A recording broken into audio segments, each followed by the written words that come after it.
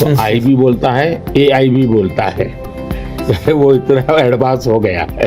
क्या होगा इस एआई इंपैक्ट समिट में, इसके बारे में आज हम जिक्र करेंगे। भारत ने ऐसा दुनिया के सामने क्या प्रस्तुत कर दिया कि लोग भारत की तरफ चले आए। एक नेता ने मुझे पागल कुत्ता कहा। और क्या लेगा रे।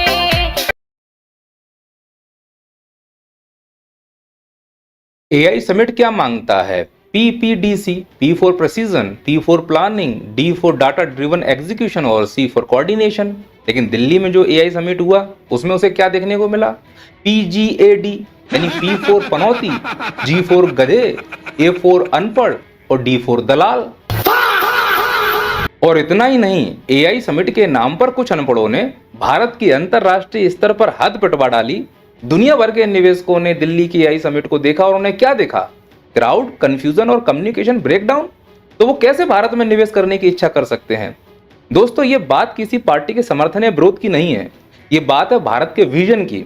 ये तथाकथित नेता मंचों से आकर हमको विजन दिखाते हैं और जमीन पर क्या है? अव्यवस्था। और अव्यवस्था कितने बड़े स्तर की कि जो लोग भारत को डिजिटल इंडिया बनाने में योगदान देना चाहते हैं, अलग अलग शहरों से दिल्ली में आए थे प्रतियोगिता में भाग लेने के लिए, उन्हीं स्टार्टअप्स मेकर को और डेवलपर्स को इस प्रतियोगिता से बाहर कर दिया गया। सिर्फ इसलिए उनको बाहर निकाल दिया गया क्योंकि मोदी जी को रील बनवानी थी। ऐसे बनोगे तुम एआई में विश्व गुरु, ऐसे बनाओगे 2047 तक विकसित भारत। मोदी जी, उन बच्चों को आपने इस प्रतियोगिता से बाहर नहीं किया, आपने इस भारत को अंतरराष्ट्रीय स्तर में जो एआई की रेस है उससे बाहर कर दिया।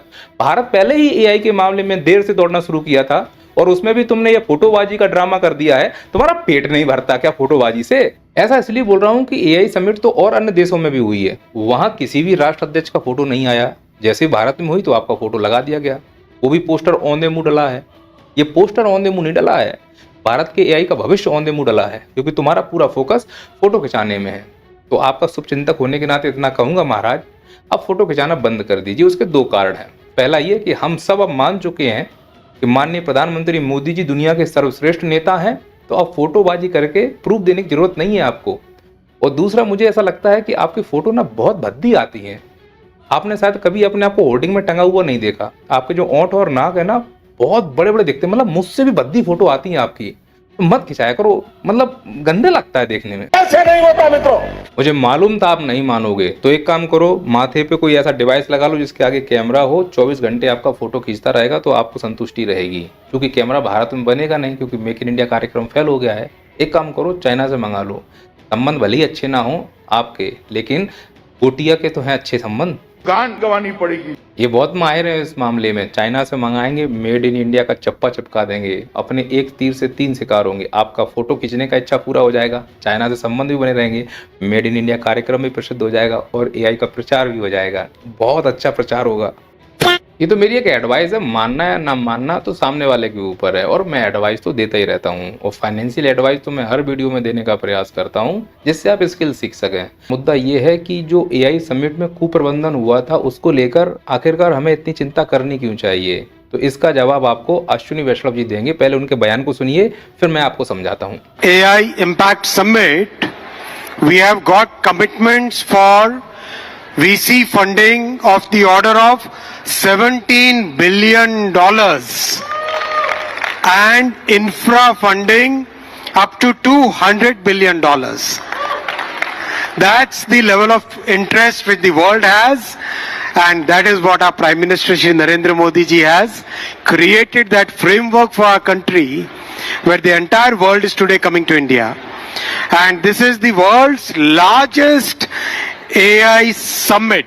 तो स्पष्ट है कि एक बहुत बड़ी मात्रा में निवेश आने वाला है। आप खुद सोचो, इस प्रकार की अव्यवस्था अगर निवेशक देखेंगे तो वो कितना इंटरेस्टेड होंगे भारत में निवेश करने के लिए, कि जब भारत की राजधानी दिल्ली में, जिसमें प्रधानमंत्री खुद शिरकत कर रहे हैं, वहाँ इतनी अव्यवस्था है, तो अगर यहाँ निवेश कर देंगे किसी छोटे मोटे शहरों में, तो वहाँ उनकी सुरक्षा कितनी सुरक्षित होगी, सोच कर देखो।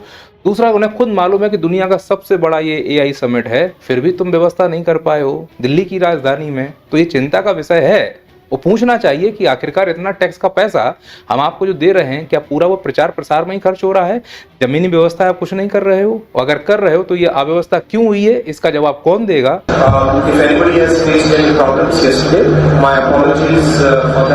तो मंत्री जी, आपके माफी मांगने से जो भारत के अंतर्राष्ट्रीय स्तर पर बेइज्जती हुई है वो ठीक हो जाएगी, या आपके माफी मांगने से जो युवा दूसरे शहरों से, दूसरे राज्यों से इस उम्मीद से आए थे कि मेरे टैलेंट को पहचाना जाएगा, उनका आत्मविश्वास वापस आ जाएगा? आप खुद देखिए कैसे वो महत्वाकांक्षी युवा जो भारत को डिजिटल भारत में कन्वर्ट करने के लिए यहाँ आए थे इस उम्मीद से कि उनकी योग्यता को परखा जाएगा, किस प्रकार से बदतमीजी की गई उनके साथ। क्या दे रहे हो भाई? गुंडे हो क्या? मवाली हो क्या? और जो सच में स्टार्टअप लाना चाह रहे हैं, जो डेवलपर्स हैं, उनको तो अंदर जाने नहीं दिया गया, उनका भी दर्द सुनिए आप। Thank you for taking your time in speaking to us. Just wanted to get a sense what's your startup really is and what exactly you are doing at the AI Summit. और इस भाई का तो अलग ही दर्द है, इसको भी सुनिए। उनके साथ AI समिट का फर्स्ट डे अटेंड करने आया था। ये काफी हाइप AI इवेंट था जो दिल्ली में हो रहा था, लेकिन हमें कुछ देर अटेंड करने के बाद सबको बोल दिया गया बाहर जाओ, सारे हॉल्स को खाली कर दिया गया बिकॉज नरेंद्र मोदी आ रहे थे। हो सकता है इन सब बातों का प्रभाव माननीय मंत्री वैष्णव जी पर ना पड़ रहा हो, क्योंकि उनके पास रेल मंत्रालय भी है। रेल के एक्सीडेंट होने से जब लोग मर जाते हैं, उस समय वो रील बना रहे होते हैं, तब उन्हें प्रभाव नहीं पड़ता। ये तो धक्का मुक्की वाली बात है, अव्यवस्था वाली बात है, इन्हें कहाँ प्रभाव पड़ने वाला। लेकिन इसकी शिकायत मैं माननीय प्रधानमंत्री जी से जरूर करूंगा कि माननीय प्रधानमंत्री जी, यदि फोटो खिंचाने से आपको फुर्सत मिल गई हो तो AI समिट में जो अव्यवस्था हुई है उसके बारे में आप कुछ कहेंगे? 21वीं सदी में भी भारत के युवा इनोवेट फॉर ग्लोबल गुड की उस यात्रा पर तेजी से आगे बढ़ रहे हैं। आप देखिए। हाँ मोदी जी, देख ही रहा हूँ, कहाँ तेजी से आगे बढ़ रहा है। सब युवा तो लाइन में लगे हुए, धक्का मुक्की हो रही है। हाँ, वो बात अलग है, जी न्यूज़ आज तक पर भले ही तेजी से बढ़ रहा हो, पर धरातल पर तो अभी भी लाइन में लगे, धक्का मुक्की हो रही है। और आप भी ये देख लीजिए कि जिनको आपने बुलाया था AI समिट में, आपके फोटोबाजी चक्कर में जो लोग बाहर निकाल दिए गए थे, उनके सामान चोरी हो गए हैं। दिल्ली राजधानी में आपकी उपस्थिति में सामान अगर चोरी हो रहे हैं तो कैसे यकीन कर लें कि यह देश का युवा आगे AI में योगदान देगा, 2047 तक विकसित बनाएगा? आप भी कुछ देख लीजिए। आप देखिए कि जो आपने AI समिट बुलाया है आर्टिफिशियल इंटेलिजेंस को बढ़ावा देने के लिए, उसमें आपने भारत के किस IIT के प्रोफेसर को या किस IIT विभाग को कॉर्नर दिया है? अरे जो नेहरू ने IIT बनाए उनको छोड़िए, 2014 से लेकर 2026 तक आपने जो IIT बनाए हैं और उनकी जो इंफॉर्मेशन टेक्नोलॉजी वाली ब्रांच है, जो AI के लिए काम करना चाहते हैं या कर सकते हैं, जिनका तेज दिमाग है, उसमें से कितने लोगों को या कितने प्रोफेसर्स को आपने समिट में बुलाया है? जवाब है एक भी नहीं। लेकिन कुछ अंधभक्त अब ये बोलने लगेंगे कि AI समिट तो निवेशकों को आकर्षित करने के लिए किया गया था, यहाँ यूनिवर्सिटी, IIT, कॉलेजों का क्या काम? अगर काम नहीं है तो फिर इन यूनिवर्सिटीज को क्यों मौका दिया गया? इसीलिए तो नहीं दिया गया कि इन्होंने इलेक्टोरल बॉन्ड दिए हैं सरकार को, या कई मंत्रियों का शेयर है इन यूनिवर्सिटीज में। नाम भी तो बड़े अजीब हैं, गान गोटिया, लव ली, आ मीठी। मेकअप की आड़ में AI का सामान बाहर से मंगाया गया, भारत का चप्पा चिपका के AI के नाम पर बेच दिया गया। हम कुछ नहीं बोल पाए, जब पकड़े गए तो बोल रहे अरे भाई हम तो केवल प्रेजेंटेशन दे रहे थे। बात तो यही है कि जब AI का प्रेजेंटेशन दे रहे थे तो अपने ही विचार रखने थे, दूसरे का सामान अपना बनाकर क्यों बेच रहे हो? अंतरराष्ट्रीय स्तर पर बद पिटवा दी तुम लोगों ने। अरे पहले कैमरे नहीं थे, पहले चोरी करना आसान था, गाँव की दुकान से जाके कंपट चुरा लो। अब ये दुनिया एकदम बन गई है डीमार्ट, कैमरे लगे हैं कोने कोने में। ऑनलाइन देखा तो मालूम चला कि ये सब चीजें ऑनलाइन मिल रही हैं, तुम इसे AI के नाम पे परोस रहे हो। और तुमको यहाँ आने की अनुमति किसने दी है? उसी ने दी होगी जिनको चंदा मिल रहा होगा। तो चंदे से चलने वाली सरकारें अगर AI को प्रमोट करेंगी तो ऐसे ही प्रमोट हो पाएगा कि बाहर से सामान आएगा, अपना बता के AI कर दिया जाएगा और हम आके हो हल्ला कर देंगे AI में विश्वगुरु, AI में विश्वगुरु, AI में विश्वगुरु। और रही बात अगर निवेशकों को बढ़ाने के लिए, तो व्यवस्था करनी पड़ेगी। निवेशक ऐसे नहीं आएंगे तुम्हारी अव्यवस्था देखने के लिए। सुन रहे हैं कि अब तो अडानी साहब भी $100 बिलियन का निवेश करने को तैयार हैं। सीधी सी बात है, अडानी अंबानी इन्हीं का निवेश होगा। तभी तो मोदी जी जो सच्चे डेवलपर हैं उनको बाहर खड़ा कर दिए और अंबानी के लड़के के साथ डेवलप की बात कर रहे हैं कि भैया कहाँ निवेश होगा।